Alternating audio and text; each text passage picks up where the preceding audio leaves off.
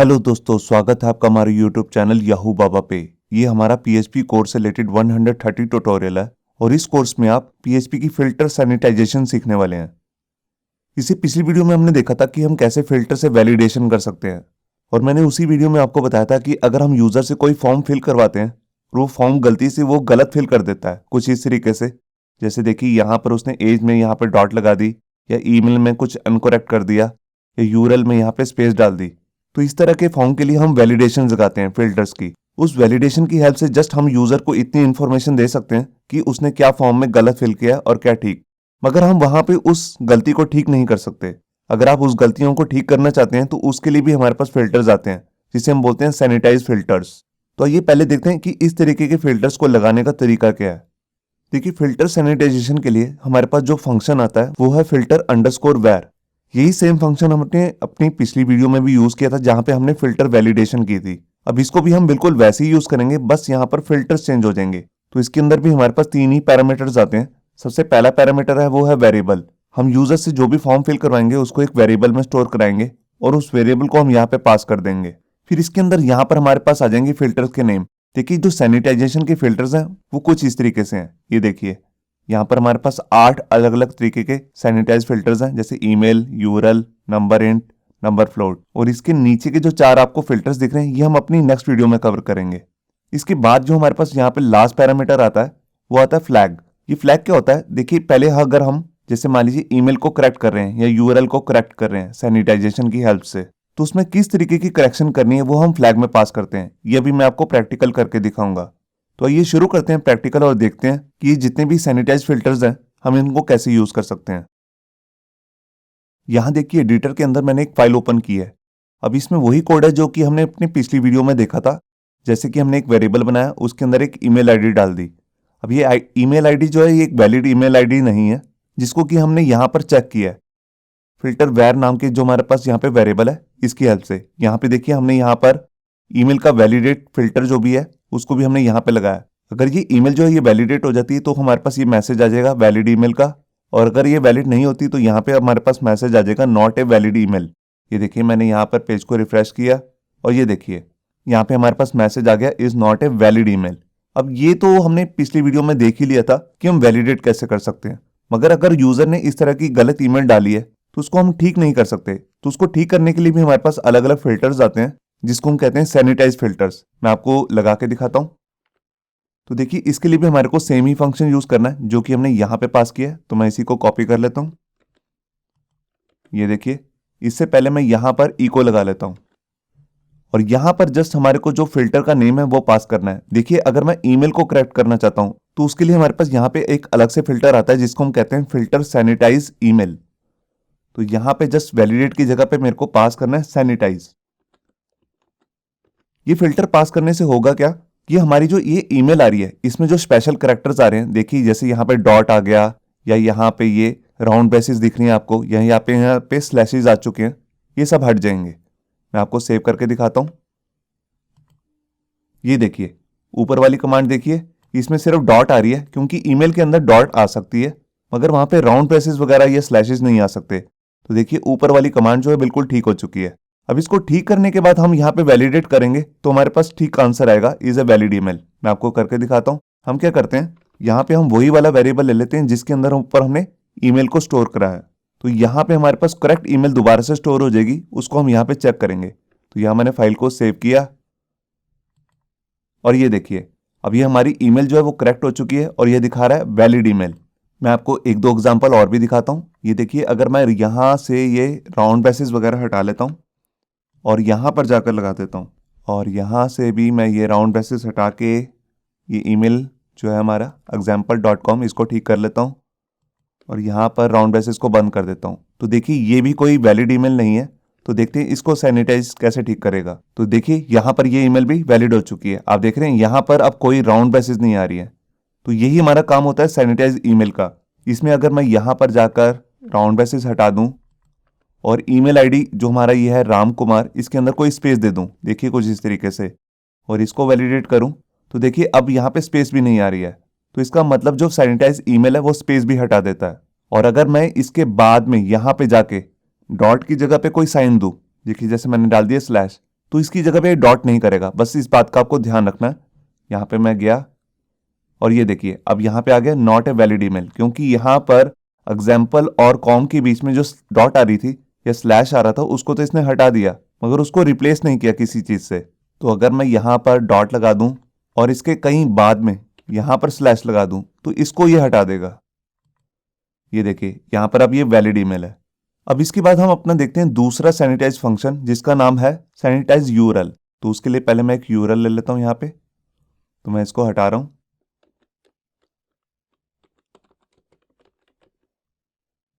देखिए यहाँ पर मैंने एक ईमेल आईडी लिखा है yahoo-baba.net। याहू और बाबा के बीच में मैंने यहाँ पे स्पेस डाल दी है। और अगर मैं इसे सैनिटाइज की हेल्प से ठीक करना चाहता हूं तो यहाँ पर हमारा जो इसका फिल्टर है उसका नाम है फिल्टर सैनिटाइज यूआरएल। ये देखिए, और यहाँ पर अगर मेरे को इसको वैलिडेट करना है जो कि हमने पिछली वीडियो में देखा था, तो उसके लिए हमारे पास यहाँ पे फिल्टर है फिल्टर वैलिडेट यूआरएल। और यहाँ पे मैं मैसेज चेंज कर देता हूँ। ये देखिए, तो अब ये सैनिटाइज वाला फिल्टर करेगा क्या, ये इसमें से स्पेस हटा देगा। मैं आपको चेक कराता हूँ।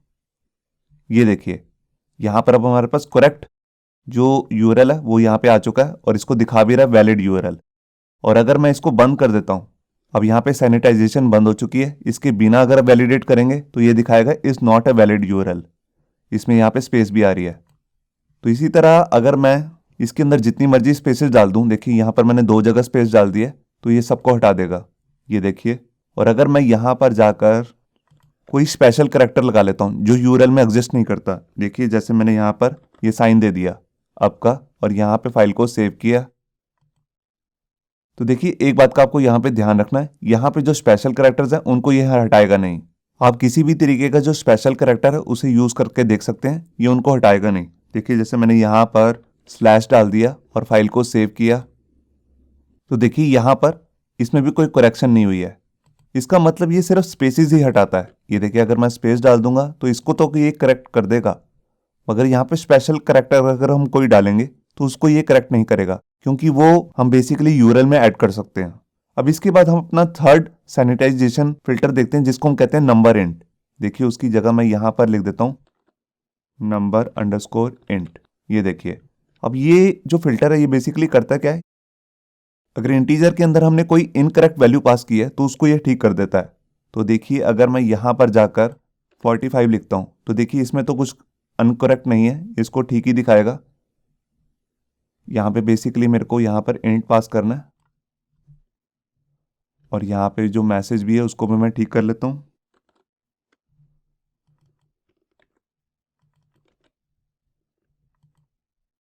ये देखिए यहाँ पे कह रहा है वैलिड इंटीजर।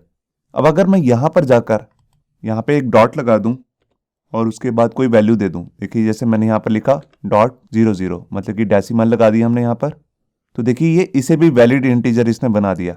मतलब कि जो इसके अंदर डॉट आ रही थी उसको ये हटा देता है। मैं किसी भी तरीके का अगर इसके अंदर स्पेशल करैक्टर पास करूं मतलब कि साइन, तो उसको भी हटा देगा। देखिए अगर मैंने यहाँ पर मल्टीप्लिकेशन का साइन दे दिया इससे पहले तो इसको भी हटा देगा। ये देखिए यहाँ पर हट चुका है। और अगर मैं इससे पहले @ लगा दूं, ये देखिए इसको भी इसने हटा दिया। मैं किसी भी तरीके का कोई भी साइन दे दूं आगे या पीछे, यहाँ पर मैंने आगे और पीछे दोनों जगह ऐसे साइन दे दी जो इंटीजर में नहीं होते, तो उसको भी इसने यहाँ से हटा दिया। और अगर मैं इसके अंदर कोई भी अल्फ़ाबेटिक करैक्टर डाल दूं, देखिए जैसे मैंने यहाँ पर लिख दिया ABCD और यहाँ पर मैं कुछ स्पेशल करैक्टर ले लेता हूँ। ये देखिए यहाँ पर मैंने @ सब पास कर दिया। अब मैंने इसको यहाँ पर रिफ्रेश किया, ये देखिए यहाँ पर कोई भी करैक्टर नहीं आ रहा, इसने उसमें से सिर्फ हमारे को 45 निकाल के दे दिया। तो ये कैसे पॉसिबल हुआ, ये हमारा इस फिल्टर की हेल्प से पॉसिबल हुआ। अब इसमें मैं आपको एक स्पेशल बात बताना चाहता हूँ कि इसके अंदर अगर हम कोई वो साइन देंगे जो इंटीजर के साथ चल सकते हैं तो वो चल जाएंगे। देखिए मैं आपको दोबारा करके दिखाता हूँ। देखिए यहाँ पर मैंने पास कर दिया +45, तो प्लस या माइनस जो 2 साइंस हैं ये फिल्टर इन्हें नहीं हटाता। यहाँ पर मैंने फाइल को सेव किया तो देखिए यहाँ पर प्लस आ गया, आप देख रहे हैं। और अगर मैं इसके अंदर माइनस पास कर दूं तो देखिए यहाँ पर माइनस भी चल रहा है और इसको ये वैलिड इंटीजर भी बता रहा है। मगर अगर मैं यही वाले साइन इसके बाद में डाल दूं मतलब कि यहाँ पर प्लस या माइनस, तो ये इनवैलिड इंटीजर बन जाएगा, क्योंकि इस तरीके का कोई भी इंटीजर नहीं होता। ये देखिए यहाँ पर आ गया is not a valid integer. मैं इस वाले साइंस को अगर डेसिमल के साथ भी आपको करके दिखाऊं, ये देखिए, तो इसको भी ये वैलिड बना देगा, मगर यहाँ से डॉट हटा देगा। ये देखिए यहाँ पर इसने लिख दिया -4500। तो ये थी बेसिकली हमारी सैनिटाइजेशन नंबर एंड के लिए, मतलब कि इंटीजर वैल्यूज के लिए। अब मैं आपको इसके बाद की जो सैनिटाइजेशन बता रहा हूँ वो है फ्लोट के लिए। यहाँ पे जस्ट हमारे को लिखना है sanitize underscore number underscore float.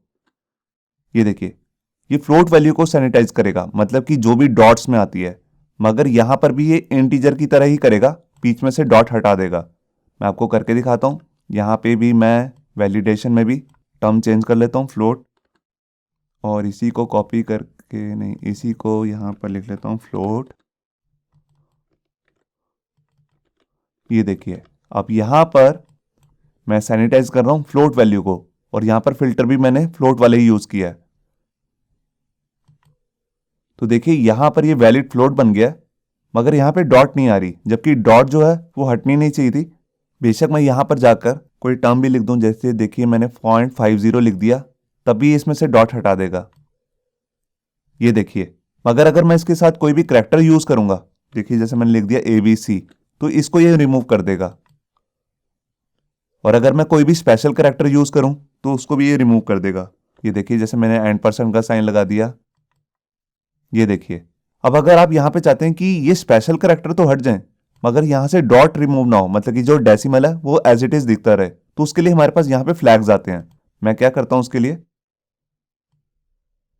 मैं यहां पर एक फ्लैग पास कर देता हूं।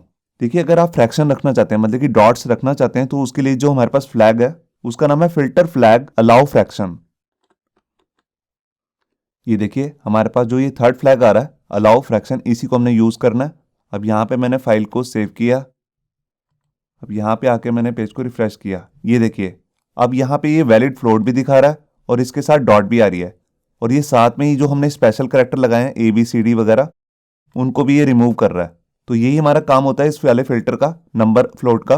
अब अगर यहाँ पे अब मैं कोई एक लंबी सी टर्म लूँ, देखिए यहाँ पर मैंने यहाँ पर लिखा है 1,50,000, मतलब कि 1.5 लाख लिखा है यहाँ पे। अब अगर मैं इसे यहाँ पर देखिए वैलिडेट करूंगा, तो यहाँ पर ये एज इट इज दिखा रहा है, मगर मोस्टली जब हम इस तरह की अमाउंट का कोई सॉफ्टवेयर बनाते हैं तो यहाँ पर हम कॉमास का यूज़ करते हैं। ये देखिए कुछ इस तरीके से, मैं इसको यहाँ पर आपको दिखाता हूँ, मगर ये इनको भी रिमूव कर देगा। ये देखिए यहाँ से रिमूव हो चुकी हैं ये। अब अगर आप यहाँ पे कॉमर्स दिखाना चाहते हैं तो इसके लिए भी हमारे पास यहाँ पे फ्लैग आता है, जिसको हम कहते हैं फिल्टर फ्लैग अलाउ 1000। यहाँ पे फ्रैक्शन की जगह पे हमने लिखना है 1000। मैंने फाइल को सेव किया और यहाँ आया। ये देखिए अब यहाँ पे वही कॉमर्स दिख रहे हैं जो आपको यहाँ पे दिख रहे हैं।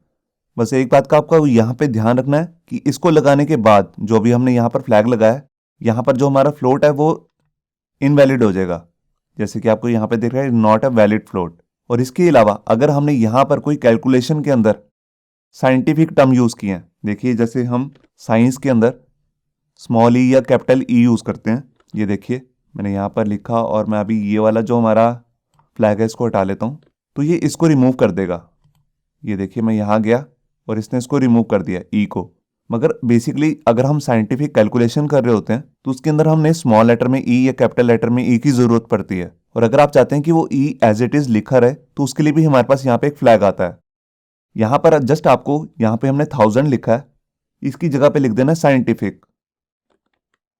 ये देखिए फिल्टर फ्लैग अलाउ साइंटिफिक, मतलब कि इस तरीके के फ्लैग को अलाउ कर दे। तो यहाँ मैंने फाइल को सेव किया और यहाँ आया, और ये देखिए यहाँ पर अब ई लिखा जा रहा है। मगर यहाँ पे आपको एक बात ध्यान रखनी है कि इस तरह के फ्लैग यूज करने के बाद जो आपका फ्लोट है वो फ्लोट नहीं रहेगा।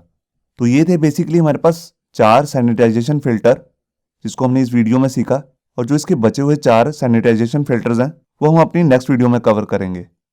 होप सो आपको ये हमारा वीडियो ट्यूटोरियल अच्छा लगा होगा। अगर अच्छा लगा है तो वीडियो को प्लीज़ लाइक करना मत भूलिए।